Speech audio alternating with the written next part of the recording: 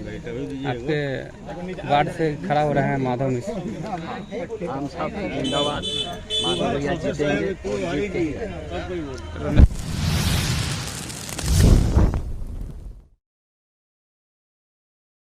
आप उप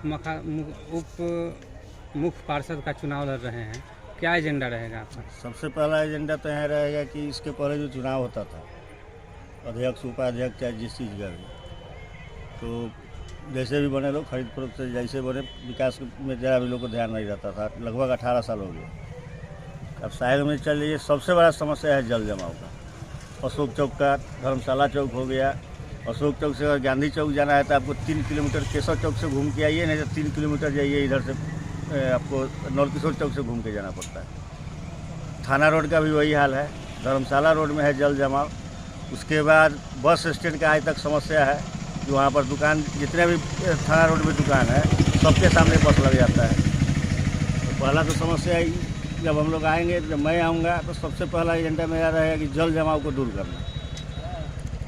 कुछ दिक्कत आपको हॉस्पिटल वगैरह में भी है? हॉस्पिटल में भी है, आज तक महिला डॉक्टर का नहीं यहाँ पर वो है, महिला डॉक्टर हैं ही नहीं।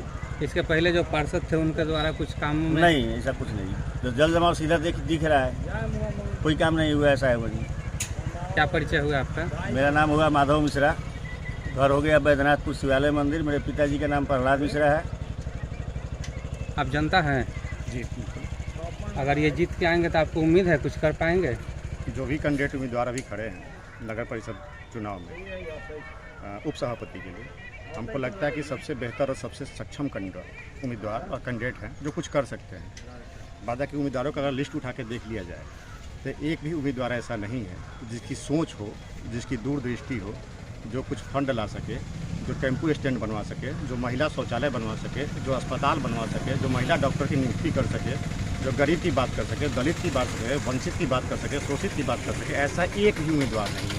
उनका विज़न नहीं है, एजेंडा नहीं है, शिक्षित नहीं है, उनकी सिर्फ डिग्री है।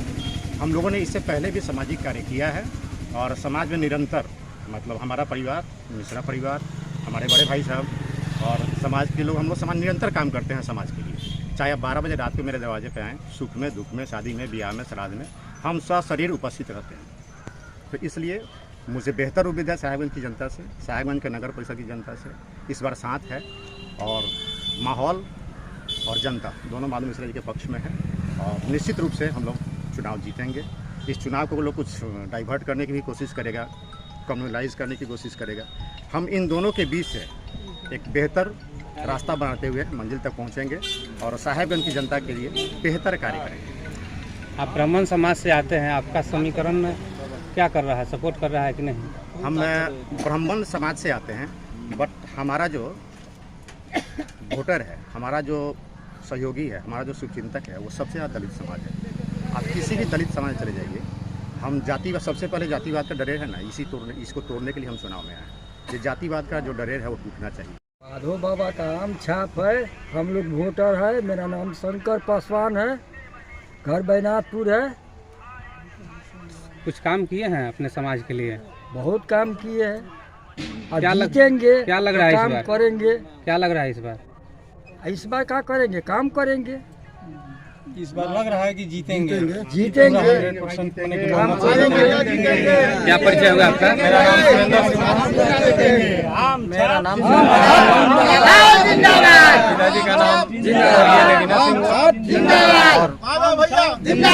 काम करते हैं और करते आए हैं और